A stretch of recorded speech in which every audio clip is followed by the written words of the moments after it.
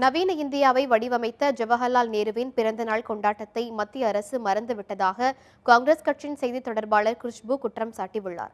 முன்னாள் பிரதமர் ஜவஹர்லால் நேருவின் 127வது பிறந்தநாள் நாடு முழுவதும் இன்று கொண்டாடப்பட்டு வருகிறது. சென்னையில் காங்கிரஸ் தலைமை அலுவலகமான சத்யமூர்த்தி பவனில் நேருவின் உருவப்படத்திற்கு அக்கட்சியினர் மலர் தூவி மரியாதை செலுத்தினர். பின்னர் செய்தியாளர்களிடம் பேசிய காங்கிரஸ் செய்தித் தொடர்பாளர் குஷ்பு நாட்டில் சகிப்புத்தன்மையின்மை அதிகரித்து வருவதாக குற்றம் சாட்டினார். இன்னைக்கு இந்தியா முழுவதும் one of the most forceful countries, powerful countries நம்ம சொல்கிறோன்னா அதுக்கு காரணம் வந்து த ஆர்கிடெக்ட்ஸ் ஆஃப் இந்தியா. இன்னைக்கு 125th birth anniversary of Pandit Jawaharlal Nehru கொண்டாடும் போது மாடர்ன் இந்தியா எப்படி இருக்கணும் அந்த ஒரு என்ன சொல்கிறது அந்த ஒரு சீடு, அந்த ஒரு விதையை வந்து போட்டது வந்து ஜவஹர்லால் நேரு அவர்கள் தான். அது யாராலையும் மறக்க முடியாது.